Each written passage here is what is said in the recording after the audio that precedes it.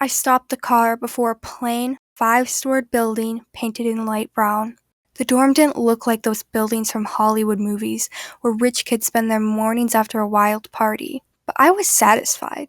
I didn't care for the exterior and interior of the building as I felt grateful to have an opportunity that many people don't have. I brought the luggage up on the second floor and reached my room, seeing that the door was open and a boy stood with a bag in his hand. I looked around and then set her eyes on the boy. "Hello? This is my room," I said. On my voice, the boy turned around and looked at me. His chocolate brown eyes were sated with confusion. "This is your room?" the boy finally spoke, his deep and melodious voice scattered in the air. I put down the luggage and got closer to the boy. "Yes." I spread a sheet of paper before his eyes, pointing at the number. "Look, it says 67. The boy spread his paper too. "It's 67 for me too," he said. "I guess it's a misunderstanding," I said. "Aren't the rooms divided into girls and boys?" "Yeah, it is," the boy replied. "Let's figure this out," I said and waved at him to follow. The boy nodded, and we went into the hallway. A cloud of awkward silence hung above us. Suddenly, he spread his hand. "I'm Jake, by the way," he said and smiled. Tiny dimples appeared on his cheeks. Something was very charming about him. Maybe his uniquely deep voice or his sun-kissed skin. I was too worried to mind any of it. The last thing I wanted was my first day of college being ruined, and I wanted it to be perfect. But this Jake? It was his fault that nothing went according to my plan. "Anne," I answered shortly and shook his hand. It was obvious that we were both burdens for each other. We just wanted to start unpacking and preparing for class. The hallways seemed so long, as if it had no end. Finally, I noticed the room with the Help Center written on it. I knocked and peeked in. "Hello," the lady sitting at a round table greeted us. "What can I help you with?" We spread the papers on the table. "We are in the same room," I said. "Oh, we cannot do anything about that," said the lady with the fake concern. "The students are alleged to their rooms already. Maybe if you meet someone, you can ask to exchange the room." I rolled my eyes and left the room, hearing Jake's steps following me. There was no way out. We had to live in the same room until we could meet someone who'd want to live with Jake or me. That wasn't an easy mission, as the college had just started and it would take weeks to get close to new people. I spent the day unpacking while Jake sprawled into bed and started snoring. He was already getting on my nerves. So I left to buy some things. I didn't even realize how the hours passed, and when I returned to my room, Jake was in bed, still sleeping, now for the night. His bag was still laid untouched. I sighed and got in my bed, without even taking my clothes off, falling asleep on the sound of Jake's muffled snoring. The next morning, I was already leaving for class and Jake was still in bed. "Aren't you going to be late for class?" I asked. He just squirmed and turned on his sides. The first day of classes were better than I had expected. I even got to know a few students and had a debate in one of my classes. After arriving home, I thought Jake would still be in bed, but to my surprise, the room was empty. But instead, his belongings were all over the floor, on the bed, shelves, and even on my side of the room. What the I looked around. His clothes were lying on the floor next to the cigarettes scattered around. The bed wasn't made, of course. I fitted my teeth from anger and pushed all the clothes back to Jake's side of the room. I sat at my desk, reading through some assignments, when the door opened, and Jake walked in. I immediately turned to him. "What the hell, Jake?" I screamed.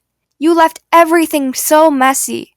Jake ignored my words and laid on the bed. I smelled beer coming from his clothes. "Did you even attend any of your classes?" Jake laughed and shook his head. He was drunk. When I saw him slowly dozing off, I dashed to Jake and pulled his arm. "Don't sleep," I said. "Clean this mess up." No response. He was already flying to the dreamland. I didn't know what to do, so I just kept up with my assignments, hoping Jake would clean up the next day. But I was disappointed so much. When I woke up, even dirty dishes had been left in the sink and wet towel hanging over a chair. I bumped the table from wrath. That night, when Jake returned, I welcomed him with a frown and folded arms. "Jake," I said, "clean your mess up." "Ugh," He narrowed his eyes and was about to sprawl on the bed again when I shouted, "I can't take this anymore! How can you live like this?" "I can," he replied with an apathetic voice. "Oh my God, I can't wait to move out of here." "Me too," he said and went into the bathroom. A week passed, just like those 2 days. Jake left everything scattered around: clothes, rings, cigarettes, dishes, and a lot more. I spent days in a cafe or library studying and returned late just to sleep in the room. I couldn't take being there anymore, seeing Jake's indifferent face. He was so annoying. One night, when I was sleeping, a stifled voice woke me up. I slowly opened my eyes and looked around. It felt like the sound of a guitar and someone singing along it. I stood up and walked into the kitchen on my tippy toes. There he was, Jake, playing the guitar. His voice sounded like coming from the depth of an ocean. His eyes were closed, and the long fingers smoothly slid on the guitar strings. I had never heard anything so melancholic yet so beautiful. That's when I realized that Jake had sadness in his heart. He was hiding his emotions behind the mask of a cool guy, when, in reality, all he needed was a hug and understanding. I listened to the end. As soon as he finished playing, I went back into my bed. I felt something shifting inside of me and my heart squeezing, but I didn't know what. The next day, when I returned to the room, the mess was gone. Everything sparkled clean. Jake had not only tidied up his space, but he also cleaned the whole room, including the kitchen. He was sitting on his bed reading a book. "Wow, Jake," I said with surprise. "You had cleaned up." Jake smiled and said, "Yeah, you were right. It was really messy." He turned his eyes on the book again. I wanted to say something but couldn't find the right words. What could I say? We had never talked more than 5 minutes before, so I just started reading at my desk. "I'm really sorry about the other night." Suddenly I heard Jake saying, "When I returned drunk?" "Yeah, it's okay," I said without looking at him.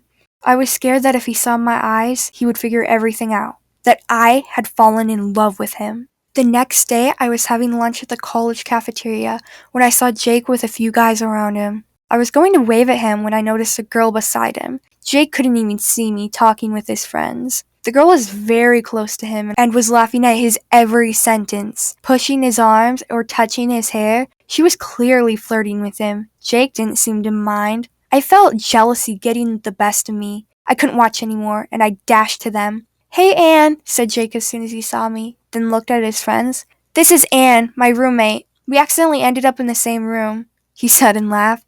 Everyone laughed with him, except the girl who was checking me out from head to toe.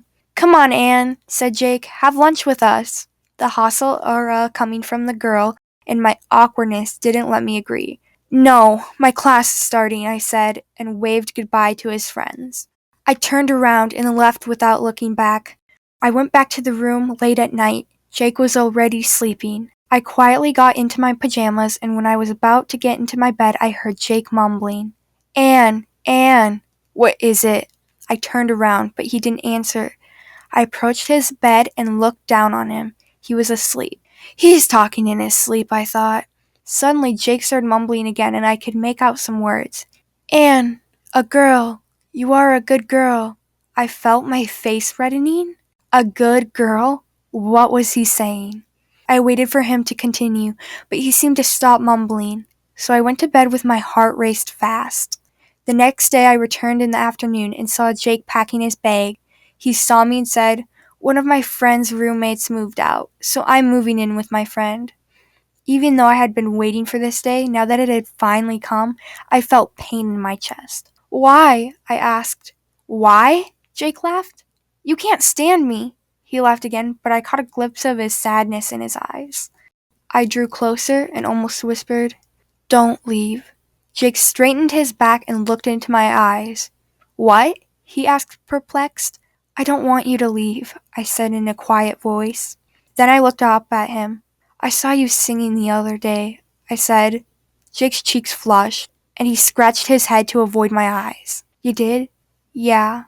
He looked at me again. I could feel his warm breath reaching my skin. His deep eyes were piercing through me as if seeing my soul. I rose to my feet, and my lips touched his. "I don't want you to leave," I repeated. Jake winded his arms around me. I could hear his heartbeat. "Anne," he whispered, "I've liked you since the minute I saw you." Now your mumbling makes sense, I said. You were saying in your sleep that I'm a good girl. Jake laughed. Now I do speak in my dreams sometimes. What about the girl? The one who was with you on a lunch break, I asked. Jake scoffed. She likes me, he said, but I'm not interested in her, even a little bit. I smiled. So you want me to stay? He asked again, as if unsure of what I had said. Yes, I replied, but no more messy room. We laughed together. I promise I will clean up every day, he said. I put his curls back and caressed his cheek. We stood alone in the room, hugging, and had no intention of leaving.